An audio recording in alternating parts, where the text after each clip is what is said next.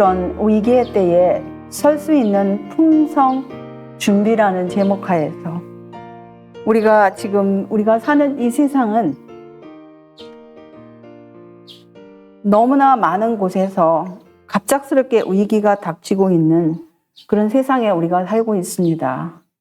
우리가 비록 이 시간은 평안할지라도 갑작스러운 위기의 때에 과연 우리의 품성이 어떠한 품성으로 남아 있을까요?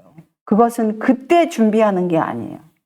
지금 준비하는 것입니다. 아멘. 그래서 오늘 우리들 이 말씀 하나하나가 우리를 다시 한번 깨우치고 우리 하나님께 영광 돌리시고 또 이 날을 위해서 이 갑작스러운 위기의 때를 위해서 준비되는 시간과 앞으로의 시간이 되시기를 다시 한번 기원합니다. 우리 땅에게 하나님께서 그분의 말씀을 통하여 하시는 말씀이 있어요. 우리 지구상에 사는 땅에 사는 모든 사람들 어떻게 해야 할까요? 땅이요 여호와의 말을 들을지니라. 그래서 하나님의 말씀 가운데서 이렇게 동일한 것을 3번씩 반복하는 거는 강조를 하실 때 그러는 거예요. 강조를 하시고 완벽하게 강조하실 때 동일한 것을 3번을 강조를 하십니다. 그렇다 그래서 하나님이 3분이라는 뜻이 아니고 동일한 것을 여기 3번씩을 이렇게 반복을 하는 것은 강조를 하시는 거예요. 네, 우리 예수님께서 행하신 그 행적을 남겨놓으신 사복음서에 뭐라고 하셨냐면 예수께서 성전에서 나와서 가실 때에 제자들이 성전 건물들을 가리켜 보이려고 나아오니 대답하여 가라사대 너희가 이 모든 것을 보지 못하느냐? 내가 진실로 너희에게 이르노니 돌 하나도 돌 위에 남지 않고 다 무너뜨리오리라. 지금 그 제자들이 볼 때 그 성전은 자기들의 자랑거리였어요. 자기 나라의 자랑거리였어요. 너무나 뿌듯했어요. 그래서 이걸 가리켜 보이면서 이렇게 하니까 예수님을 앞날을 꿰뚫어 보시는 우리 예수님은 하나도 이거 돌이 남지 않고 다 무너뜨리라고 이렇게 말씀을 하셨습니다. 그런데 그 말씀 그대로 응하지 않았어요. 그 다음에 하시는 말씀이 예수께서 대답하여 가라사대 너희가 사람의 미혹을 받지 않도록 주의하라. 이게 가장 먼저 내놓은 예수님께서 말씀하신 경고의 말씀이에요. 이 마지막 때에. 왜냐하면 너무나 많은 사람들이 나와서 많은 사람이 내 이름으로 와서 이르되 나는 그리스도라 하여 많은 사람을 미혹해 하리라. 그래서 많은 사람이 많은 사람을 미혹한다 그랬어요. 말씀 그대로 이루어지지 않습니까? 그대로 지금 너무나 많은 사람을 미혹하고 있는 시대에 살고 있어요. 그리고 하시는 말씀이 난리와 난리 소문을 듣겠으나 너희는 삼가 두려워 말라. 이런 일이 있어야 하되 끝은 아직 아니니라. 민족이 민족을 나라가 나라를 대적하여 일어나겠고 처처에 기근과 지진이 있으리니 이 모든 것이 재난의 시작이니라. 그 말씀 그대로 이 지구 역사 6,000년 이 마지막 때에 특별히 난리와 난리 소문이 많이 있었고 우리 한반도도 내일이면 6.25 사변 난 지가 73년인가요? 그렇게 되었습니다. 그래서 우리는 하나님의 은혜로 이렇게 무서운 전쟁을 치렀지만 지금 우리는 이렇게 오늘 이 세대를 살고 있는 우리들은 오로지 주님의 은혜로 풍요로운 가운데 배고프지 아니하고 살고 있습니다. 또 이렇게 이 평안함을 누리고 있습니다. 이 난리가 나면은 정말 나라들이 너무 힘들어요. 지금 저 유럽의 우크라이나와 러시아가 그렇게 난리 중에 있는데 얼마나 비참한지 우리는 그곳에 있지 않아도 소식만 가끔 들어도 너무 비참하여서 가슴이 먹먹할 때가 있어요. 그런데 난리와 난리의 소문들과 전쟁과 기근과 온역이 먼저 땅의 권세들을 흔들겠고 그 다음에 하나님의 음성이 해, 달, 별들 그 다음에 이 땅을 흔들 것이라는 이 말씀을 우리가 보고 있습니다. 먼저 이 땅의 권세들을 흔드는 것은 무엇이냐? 난리 소문, 전쟁, 기근, 온역. 지금 몇 년 동안 지금 그 온역 때문에 이 땅의 권세들이 정말 흔들렸어요. 그 위에서 말하는 어떤 규정에 의해서 하다못해 이 가까운 나라 중국에서는 아파트의 그 현관문을 용접하고 또 어떤 때는 이 아파트에 현관문이 없을 때는 개인의 아파트를 용접하는 장면을 찍어 올린 것들이 우리들이 보았습니다. 이렇게 지금 땅의 권세들이 흔들리는데 이제 앞으로 남은 것은 하나님의 음성이 해, 달, 별하고 이 땅 자체를 흔드실 거예요. 해와 달과 별뿐만 아니라 땅의 권세가 아니라 땅 지구 자체를 흔드실 것입니다. 그것은 바로 예수님의 재림 직전에 그런 일들이 일어날 터인데 지금 우리가 살고 있는 이 시점은 이 지구 역사상 지구가 탄생한 이후에 이 몇 년 사이에 아주 극단적인 이 변화들이 많이 있는데 그 중에 하나가 기후 변화예요. 그런데 우리가 이런 일이 있은 다음에 그 다음에 오리온 성자가 열릴 거예요. 그 다음에 그 열린 공간으로부터 하나님의 음성이 들려 나오고 거룩한 도성이 내려올 것입니다. 그래서 우리는 이럴수록 우리의 몸과 마음을 어디로 향해야 되겠어요? 하늘로 향해야 되겠습니다. 우리 하나님의 말씀을 모르는 사람들은 무엇에 걸릴까요? 대저 사람은 자기의 시기를 알지 못하나니 물고기가 재앙의 그물에 걸리고 새가 올무에 걸림같이 인생도 재앙의 날이 후련히 임하면 거기 걸리느니라. 그래서 예언의 말씀이 없으면은 이렇게 비참하게 올무에 걸리듯이 재앙에 걸리는 거예요. 그 최근에 일어난 그 잠수함, 그 해저로 내려가서 타이타닉 호의 그 잔여물을 보겠다고 이 지구상에 있는 부자들이 몇 명이 거기 타서 그들이 다 자기의 생명을 돈을 어마어마한 돈을 주고 자기의 생명들을 버리는 그런 슬픈 일이 있었습니다. 그냥 자기가 어떤 사고로 나서 죽어도 억울한데 이거는 자기의 어마어마한 돈을 들여서 자기의 생명을 또 바쳤어요. 이거 보통 일이 아니에요. 하나님을 모르면 이런 엉뚱한 일을 하다가 엉뚱한 그물에 잡힌다 이거예요. 그리고 나서 우리 예수님께서 계속하여 말씀하시기를 그때 사람들이 너희를 환난에 넘겨주겠으며 너희를 죽이리니 너희가 내 이름을 위하여 모든 민족에게 미움을 받으리라. 그래서 우리가 아무리 물론 잘해야죠. 지금 이웃끼리도 잘 살아야 되고 우리가 할 수만 있으면 하나님의 법에 조촉되지 않으면 양보하면서 잘 살아야 돼요. 그런데 아무리 그래도 이제 어느 시점에 이르러서는 하나님의 법이냐 인간의 말이냐 그런 시점이 이를 거예요. 아무리 좋은 사이였다 할지라도 상대방이 하나님을 안 믿으면 미움을 이제 받을 수 있어요. 그게 우리 가족이 될 수도 있고 이웃이 될 수도 있고 교우가 될 수도 있고 나라가 될 수가 있어요. 그래서 우리는 이런 걸 예상을 해야 해요. 그런데 이때에 우리가 준비되지 않았으면 이런 일들이 어떤 사람에게는 엄청난 그냥 그 무게로 다가올 것입니다. 이런 걸 예상하고 날마다 우리는 죽으면 죽으리라 하나님 말씀에 순종하고자 하는 그런 말씀으로 살지 아니하면 이런 일이 닥쳤을 때 이렇게 많은 사람이 시험에 빠져 서로 잡아주고 서로 미워하겠다고 그랬어요. 서로 잡아주고. 그래서 그때 또 거짓 선지자가 많이 일어나서 많은 사람을 미혹하게 또 여기 반복하여서 하시는 말씀이에요. 그 다음에 불법이 성함으로 많은 사람의 사랑이 식어지겠다고 하였어요. 그런데 이러한 때에 이제 그런 일들과 또 이런 사회적인 거, 이런 모든 법적인 거 뿐만 아니라 이런 외적으로 나 만군의 여호와가 말하노라. 보라, 재앙이 나서 나라에 미칠 것이며 대풍이 땅끝에서 일어날 것이라. 지금 주님의 거룩한 천사들이 지구 사방 모퉁이에서 바람을 붙잡고 있다 그랬어요. 그건 뭐예요? 전쟁 바람이에요.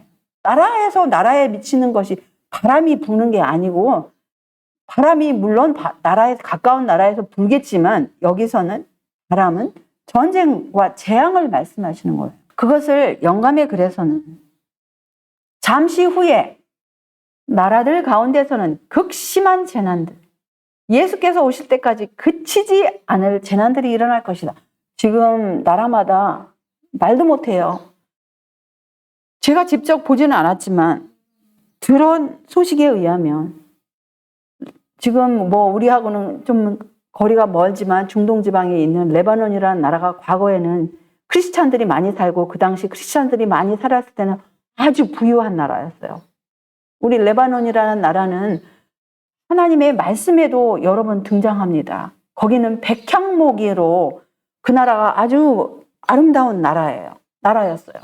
그런데 지금 그 나라는 완전히 생필품 자체도 구할 수가 없대요. 그리고 나라에 누가 무슨 법이 없어요. 다 무너졌어요. 다 무너졌어. 이것이, 근데 그 나라만 그렇습니까? 그 레바논보다 더 부자로 살았던 베네수엘라, 불과 몇 년 전만 해도 엄청나게 부자였는데 나라 자체가 아니에요. 나라 자체가 무정부 상태예요.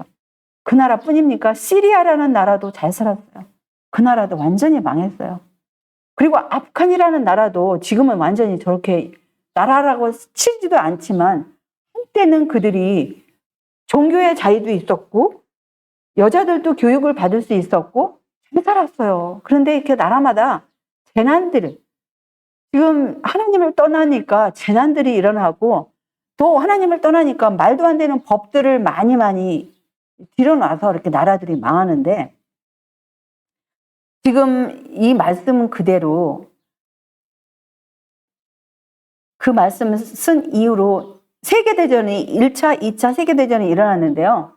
1차 세계대전은 1914년부터 1918년까지 한쪽에는 러시아군, 프랑스, 그 다음에 영국, 이탈리, 미국, 일본, 루마니아, 서르비아 이렇게 하고, 다른 쪽에는 독일과 오스트리아, 터키, 불가리아가 있었어요. 그런데 이걸 보시면은 참 놀라운 게, 세계 2차 대전에는 그 당시까지만 해도 미국과 소련은 이 한 연합군이었어요. 그런데 1차 대전에서도 그 연합군에 있던 일본은 2차 대전에서는 딱 다른 반대쪽으로 갔어요. 근데 지금 놀라운 게, 이걸 보시면서 과거에 1, 2차 세계대전의 연합군이었던 러시아나 미국 같은 경우, 지금 세계에서 솔직히 두 나라가 제일 크고 제일 힘이 세잖아요. 그렇게 연합하였던 그 두 나라가 지금은 완전히 원수지간이 아닙니까? 원수지간.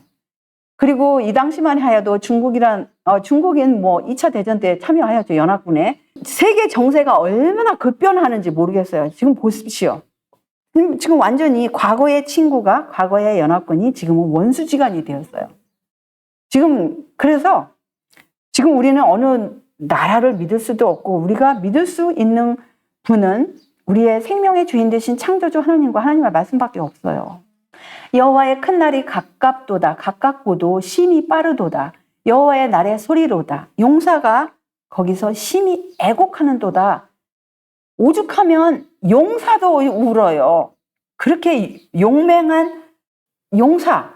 여기서 용사라는 거는 물론 군대의 용사도 되지만 이 지구상의 소위 위대한 사람들이에요. 그걸 통틀어서 말하는 거야. 다 울어요, 그때. 왜냐하면 그날은 분노의 날, 환난과 고통의 날, 황무와 폐괴의 날, 캄캄하고 어두운 날, 구름과 흑암의 날이라고 하였습니다. 이때에 정말 하나님을 진심으로 신뢰하고 그것이 습관이 되지 않은 그런 사람들이라 할 것 같으면, 이때는 외적으로 내적으로, 사탄은 내적으로도 공격할 거고 또 외적으로도 공격할 거고, 사방팔방이 이 하나님의 백성들을 지금 공격을 할 터인데, 지금 우리가 이 평안한 때에 얼마나 우리가 이 매 분초가, 매 시간 매 분이 소중한 거를 깨닫고 생명의 주인 되신 하나님께 달라붙어야 되지 않겠어요? 또 그분의 말씀을 우리가 소중히 간직하고 순종해야 되지 않겠습니까? 그래서 보시면 네가 보행자와 함께 달려도 피곤하면 어찌 능히 말과 경주하겠냐.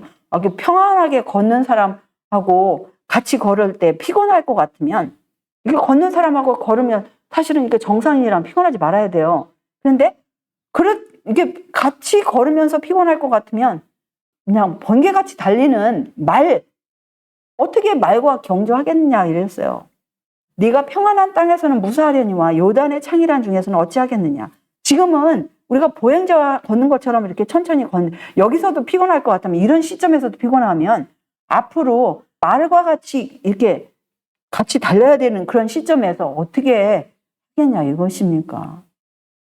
왜냐하면 이 시점, 다니엘서 12장 1절이 되기 전에도 환란이 있어요. 이건 아주 대환란이, 은혜의 시기 끝인데, 은혜의 시기 끝 전에도, 이때 은혜의 시기 끝이 어디야? 그때 네 민족을 호위하는 대군 미가엘이 일어날 것이요, 또 환란이 있으리니 이는 개국 이래로 그때까지 없던 환란일 것이며, 그때 네 백성 중 무릇 책에 기록된 모든 자가 구원을 얻을 것. 이거는 이제 은혜의 시기 끝이에요. 더 이상 이 사람들은 이제 여기서는 이제 모든 것이 그대로 고정이 되는 시기입니다. 근데 그 시기 전에 짐승의 표가 대두가 되고 서급하고 못하고 점점 안팎으로 쪼여 들어오는 그때에 어떻게 하겠냐 이거예요.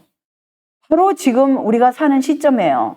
지금 네 분 천사가 지구 사방 모퉁이에 서서 사방 바람을 붙잡기 때문에, 이유가 무엇입니까? 우리 믿노라 하는 사람들이 살아계신 하나님의 그 인을 받을 때까지 아무것도 해야지 말라고, 이렇게 이분들이 얼마나 솔직히 힘들어요. 각 나라마다 다니면서 이 사람의 마음을 제어하고 저 정치가의 마음을 제어해야 되고, 그런 모든 회의에 들어가서 사람들의 마음을 감동시켜야 되고, 진짜 우리가 명상할 제목이 있으면 우리 하나님과 예수님, 천사분들이 얼마나 고생을 하시는지, 우리 각자가 나의 삶이 힘들어, 그런 소리 하지 말아야 돼요. 진짜 힘드신 분들은 하나님과 예수님, 천사분들이에요. 왜냐하면 다 구원하고 싶은데 다 지멋대로 살고 있으니 그분들의 마음이 얼마나 안타까울지 생각을 해보십시오. 그래서 우리가 살고 있는 이 시간은 이 유예의 시간이에요. 정말 얼마나 은혜가 넘치는 시간, 은혜를 받을 수 있는 시간이에요. 은혜의 시간에 회개를 하는 것이지, 은혜의 시간이 끝나면 마음이 너무 강팍해져서 회개라는 거는 아예 생각도 안 해요. 근데 우리가 이 시점에서 주님의 재림을 위해서 주신 비유 가운데 한 비유를 살짝 보시겠습니다. 마태복음 1장을 보시면, 그때 천국은 마치 등을 들고 신랑을 맞으러 나간 열 처녀와 같다 하리니 그 중에 5은 미련하고 5은 슬기 있는지라. 미련한 자들은 등을 가지되 기름을 가지지 아니하고, 슬기 있는 자들은 그릇에 기름을 담아 등과 함께 가져갔더니. 지금 열 처녀 비유가 나옵니다. 미련한 자와 슬기로운 자의 차이점이 뭐예요? 그 사람 미련한 자들은 등만 가지고 기름을 가지지 않았어요. 슬기로운 자들은 그릇까지 챙겨서 기름을 담아 등과 함께 가져갔다고 해요. 이게 차이점이에요. 그런데 신랑이 더디옴으로 다 졸며 잘 때, 다 졸았어요. 밤중에 소리가 나되 그 재림의 시간을 몰랐어요. 그러니까 다 이렇게 기다리다가 지쳐서 좀 약간 조는 지경. 근데 완전히 잠들었더라면 못 깼을 텐데 그래도 꼬박꼬박 졸았다 의미겠죠. 밤중에 소리가 나되 보라 신랑이로다 맞으러 나오라. 그냥 새벽이 아니에요. 밤중에. 무슨 의미죠? 깜깜하다 이거예요. 아주 한밤중이에요. 너무나 한밤중이라서 불이 없으면 볼 수 없는 그런 지경입니다. 그래서 지금 완전히 지구 역사에 있어서 가장 어두운 시간에 예수님이 오신다 이거예요. 지금 그렇게 되지 않았어요? 모든 것이 물리적인 것들, 환경적인 것들, 정치적인 것들, 도덕적인 것들, 사회적인 것들, 경제적인 것들, 어떻게 이렇게 밤중인지 근데 앞으로 예수님 재림 때까지, 은혜의 시기 끝까지 더 밤이 깊어진다니 우리가 사는 이 세상을 너무 낙관적으로 물론 예수님 안에서 우리는 낙관적이어야 돼요. 예수님 안에서는 낙관적이지만 이 지구 자체는 예수님 없이는 비관할 수밖에 없어요. 그러니까 수많은 사람들이 예수님 없이 자살을 하잖아요. 너무 안타까워요. 이에 그 처녀들이 다 일어나 등을 준비할세 계속하여서 미련한 자들이 슬기 있는 자들에게 이르되 우리 등불이 꺼져가니 너희 기름을 좀 나눠달라 하거늘 슬기 있는 자들이 대답하여 가로되 우리와 너희 쓰기에 다 부족할까 하노니 차라리 파는 자들에게 가서 너희 쓸 것을 사라 하니 저희가 살아간 동안에 신랑이 오므로 예비하였던 자들은 함께 혼인잔치에 들어가고 문은 닫힌지라. 살아간 동안에 문이 닫혀버렸어요. 그 후에 남은 처녀들이 와서 가로되 주여 주여 우리에게 열어주소서. 근데 대답이 있어요. 대답하여 가로되 진실로 너희에게 이르노니 내가 너희를 알지 못하노라.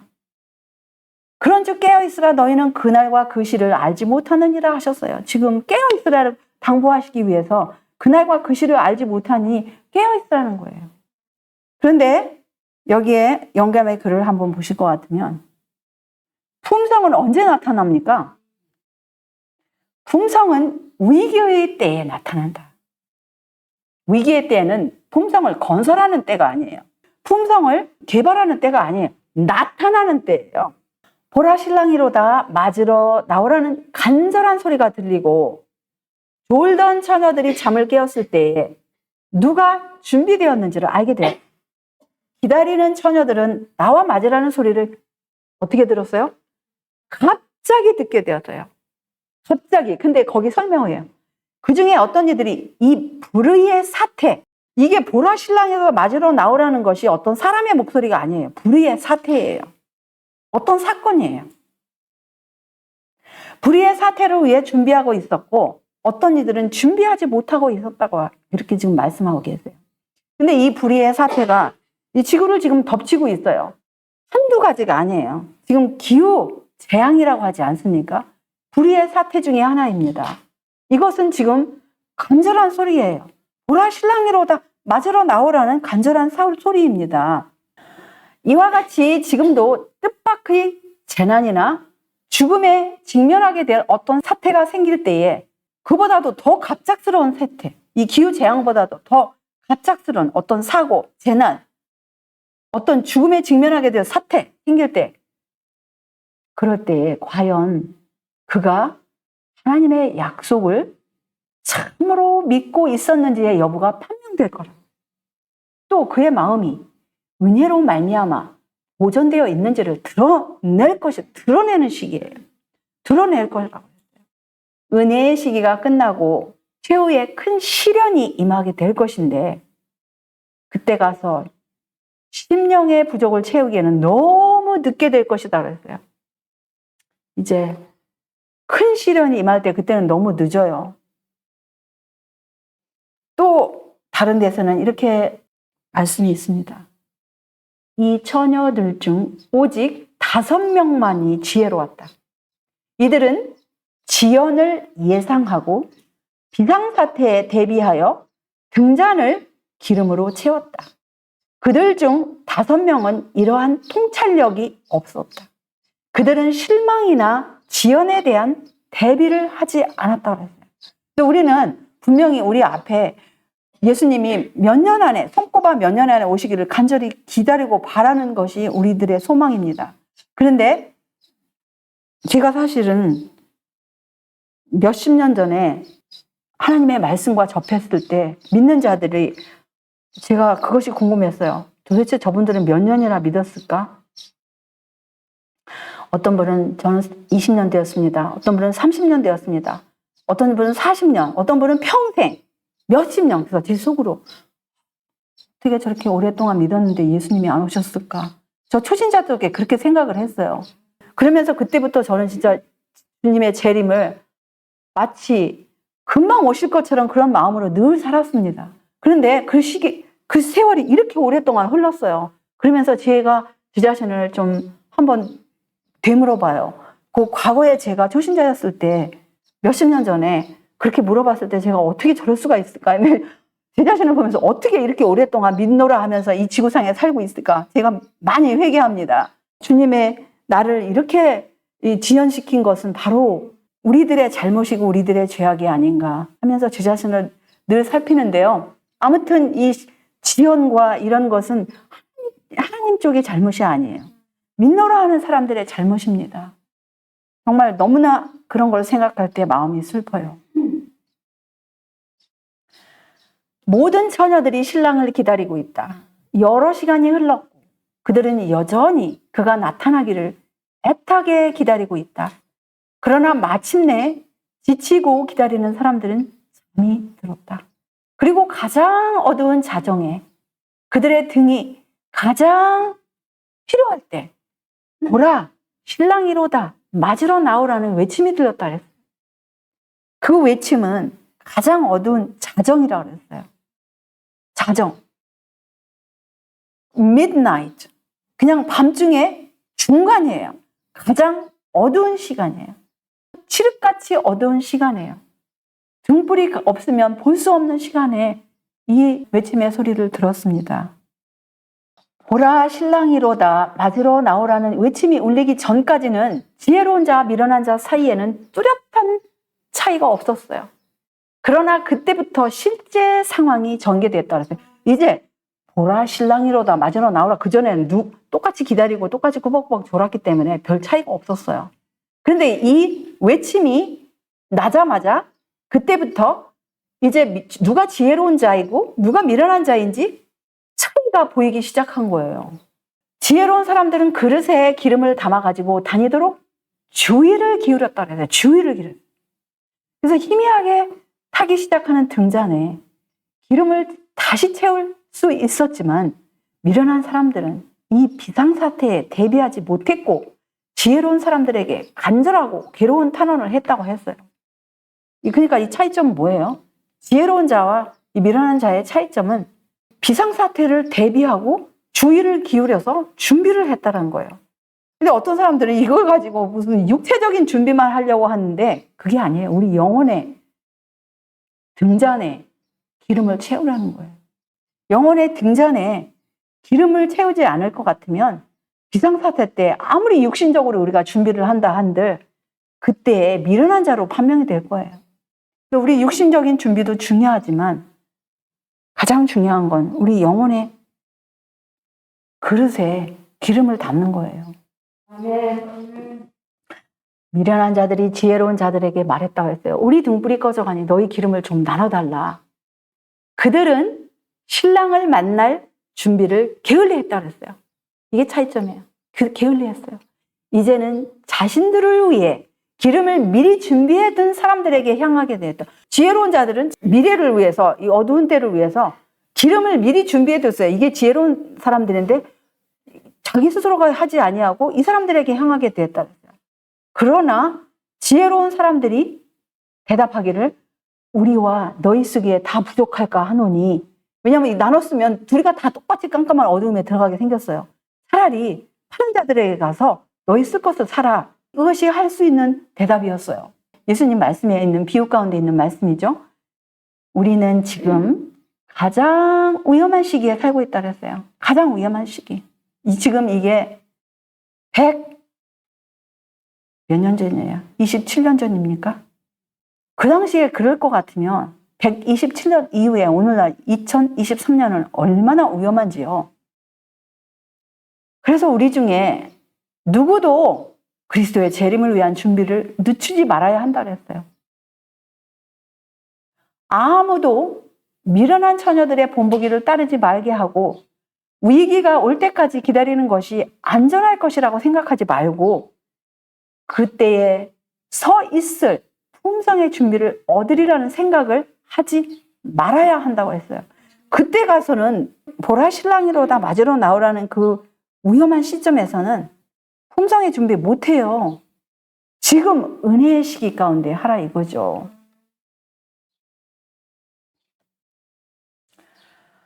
손님들을 불러들여 조사할 때에 그리스도의 의를 구하는 것은 너무 늦을 것이다. 지금 그리스도의 의, 어린 양의 혼인 만찬에 들어가기에 적합한 혼인 예복을 입어야 할 때라고 하였어요. 지금 그리스도의 의를 여기서는 혼인 예복으로 이렇게 지목을 하고 있습니다. 근데 그 혼인 예복이 없으면 어린 양의 혼인잔치에 들어갈 수가 없어요. 그 혼인 예복만이 그 곳에 만찬에 들어갈 수 있도록 적합하게 해주는 거예요. 그래서 이 죄악의 옷을, 죄악의 생애를 벗어야 돼요. 죄악의 생각, 죄악의 습관들, 죄악의 모든 이 하나님의 법을 깨트리는 모든 이 죄악적인 감정, 모든 것들, 우리 전 존재에서 죄악의 흔적이 남아있으면 안 된다 이거예요. 그래서 우리는 예수님께서 그분의 십자가의 피로 사신, 온전히 하나님 아버지께 순종하셨던 하나님의 말씀에, 하나님의 계명에 늘 순종하였던 그 의, 예수님께서 가지셨던 그 의를 우리는 입어야 할 것입니다. 이 비유에서 어리석은 처녀들은 기름을 구걸하고 그들의 요구에 기름을 받지 못하는 것으로 표현되었다. 이것은 위기의 때에 설 수 있는 품성을 개발하는 준비를 하지 않은 사람들을 상징한다고 하였어요. 그래서 이게 우리가 지금 평상시에도 지금 조금만 무슨 일이 있으면 오왕저왕 또 하나님을 놓치고 하나님의 말씀을 순종하는 것 대신에 인간의 꾀, 인간의 생각 이런 걸로 모든 것을 처리하려고 하지 말고 우리는 정말 위기가 닥치면 닥칠수록 우리의 시선은 자동적으로 습관적으로 우리 모든 것의 해결자 대신 구세주 예수님께 향해야 되지 않겠어요? 그래서 그 품성이 뭐예요? 그 품성은 예수님께서 가지셨던 그 품성이에요. 하나님의 모든 계명에 순종하셨던 이 품성. 그리고 우리가 가져야 할 그 품성이 바로 그거예요. 그것이 바로 기름이라고 또 여기서는 표현을 하고 있습니다. 마치 그들이 그들의 이웃에게 가서 당신의 품성을 나에게 주시오. 그렇지 않으면 나는 잃게 될 것입니다. 라고 말하는 것과 같다라고 했어요. 현명한 사람들은, 그러니까 슬기로운 사람들이죠. 지혜로운 처녀들, 어리석은 처녀들의 깜빡이는 등불에 기름을 줄 수 없었어요. 왜냐하면 품성은 나눌 수가 없다고 했어요. 그것은 사거나 파는 것이 아니라 획득하는 거라고 하였습니다. 사거나 팔 수 있는 게 아니에요.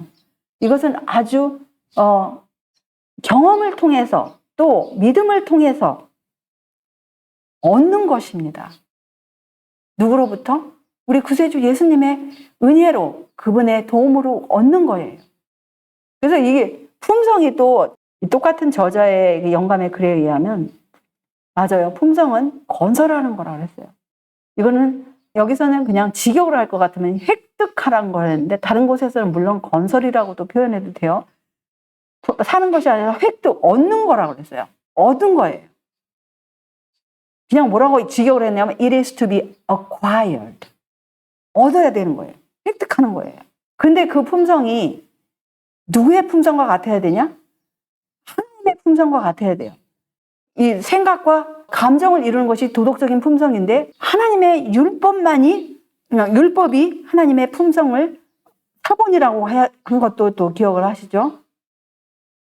여기서 보실 것 같으면 주님께서는 모든 사람에게 유예 기간을 통하여 의로운 품성을 얻을 기회를 주셨지만 한 인간 대리인이 위대한 스승에게서 교훈을 얻음으로써 힘든 경험을 통하여 자신이 발전시킨 품성, 즉 어려운 상황에서 인내심을 보이고 불가능의 산들을 제거할 수 있는 믿음을 발휘할 수 있는 품성을 다른 사람에게 나눠줄 수 있는 방편을 제공하지 않으셨다고 했어요.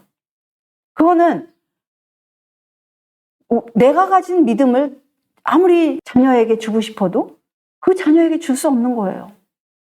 내가 가진 하나님께 대한 사랑, 이거 나눌 수 없는 거예요. 각 사람이 그 사람이 가진 사랑이, 하나님께 사랑에 관한 사랑과 믿음, 소망, 사랑은 그 사람이 얻은 거예요. 그 사람이 개발한 거예요. 그 사람이 발전시킨 거예요. 근데 그거는 아주 힘든 경험을 통하여 개발했다 그랬어요. 그냥 어느 날 갑자기 처음에 우리 초신자 때, 물론 하나님의 은혜로 우리가 믿음의 창시자 되신 예수님께서 우리에게 믿음을 붙여주셨어요. 믿음의 불을. 그래서 우리가 하나님을 믿기 시작하였는데, 하나님의 말씀을 거기서 믿는 그 초신자 때의 믿음 가지고는 안 된다 이거예요. 그 믿음이 점점점 커져야 돼요. 완전해져야 돼요. 예수의 믿음을 가져야 된다 이거예요. 그리고 우리의 소망이 초신자 때의 그 소망 가지고 안 된다 이거예요. 소망이 날이 가면 갈수록 더 커져야죠. 또 우리가 하나님께 향한 사랑, 또 인류에 대한 사랑이 초신자 때 그거 아니라 이거예요. 점점 가면서 더 깊어지고 넓어지고 높아져야 된다 이것입니다. 근데 그것은 그냥 얻어지는 게 아니에요. 우리가 힘든 경험을 통하여 그것이 얻어지는 거예요. 그래서 우리가 힘든 일이 닥칠 때 원망하지 말고, 이것은 나의 품성을 개발할 수 있는 하나님께서 주시는 기회이다.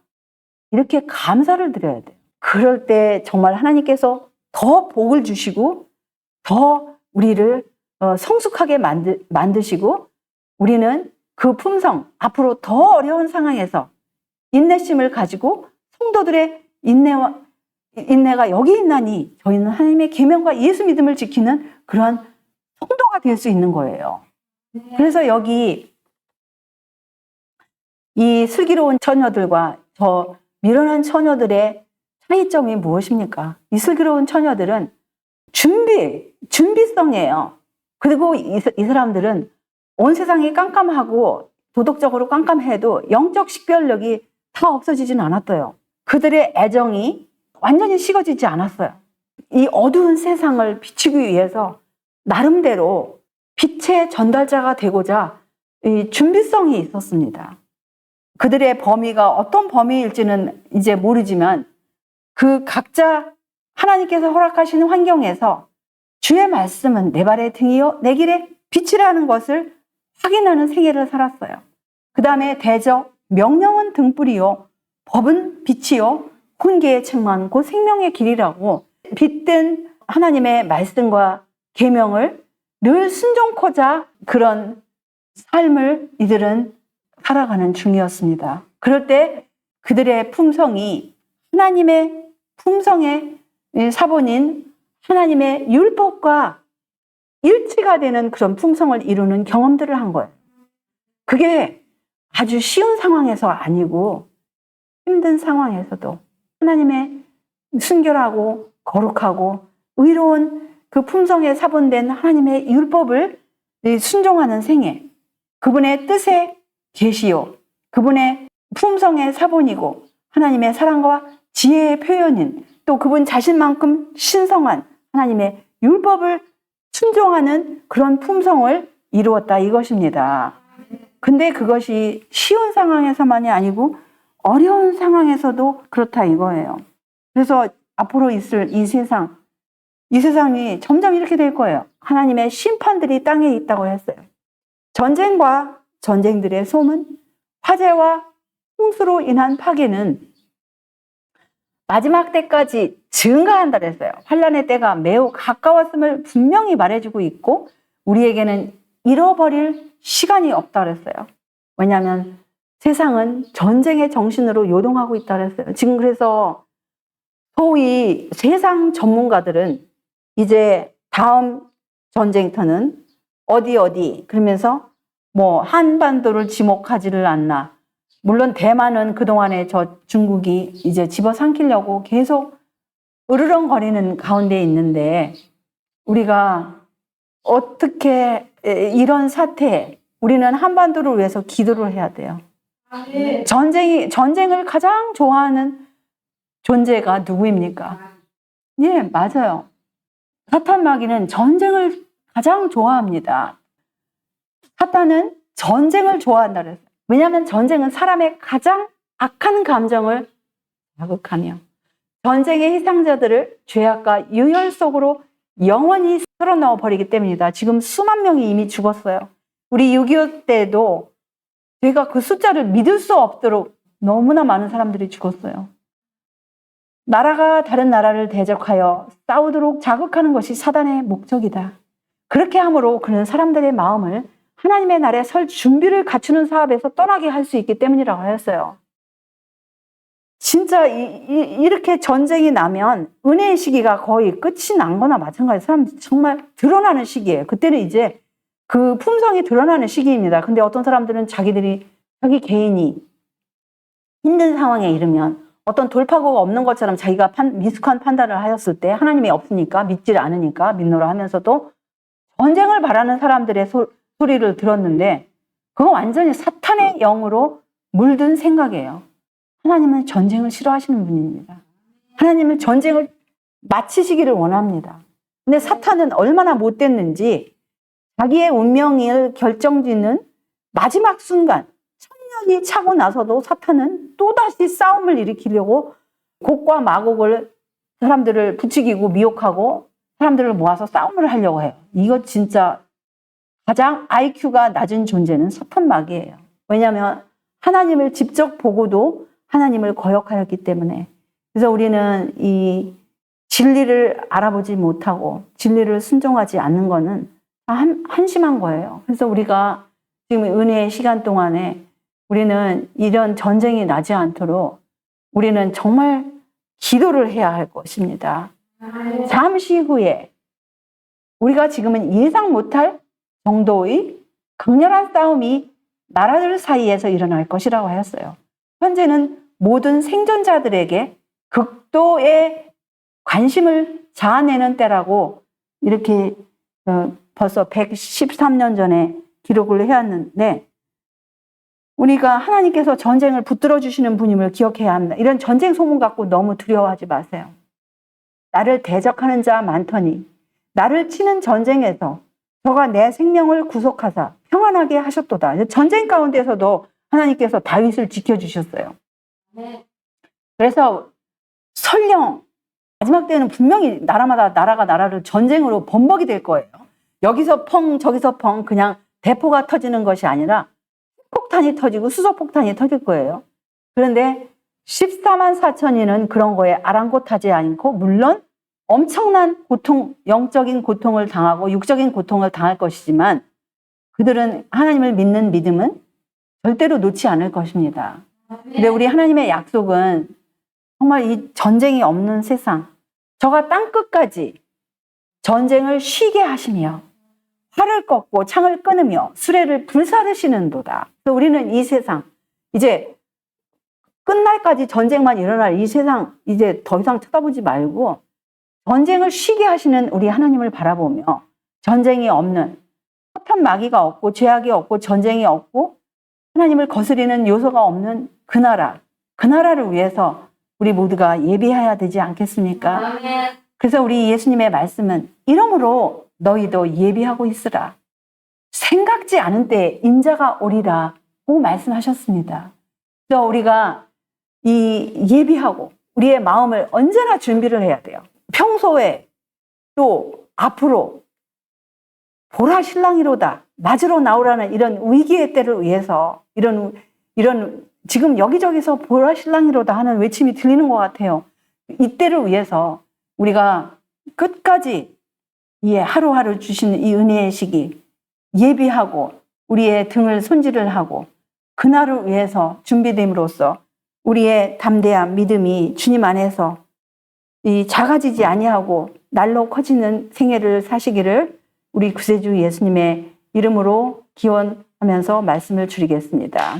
네. 하늘에 계신 우리 아버지, 오늘 이 생명의 말씀으로 우리의 등잔을 다시 한번 손질할 수 있도록 은혜 베푸심을 만만이나 감사와 찬양을 올리옵나이다.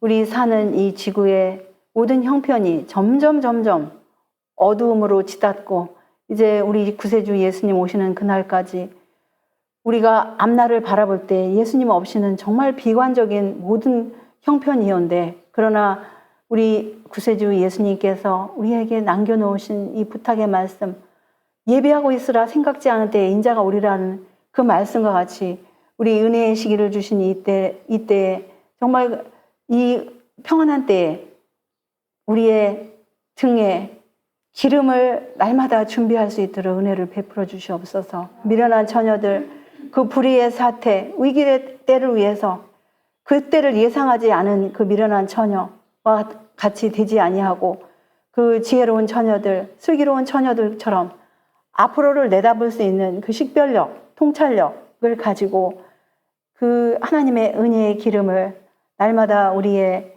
영혼의 등에 담고 하나님의 말씀을 순종하는 그런 품성을 개발하는 이 은혜의 시기 동안에 하나님의 품성의 사본인 하나님의 율법을 우리 마음 가운데 새기고 하나님께 온전히 순종하는 슬기로운 처녀 우리 모두가 다 될 수 있도록 날마다 우리를 교훈하시고 인도하시고 지도하여 주시옵기를 구세주 예수님의 이름으로 간절히 기도 올려옵나이다. 아멘.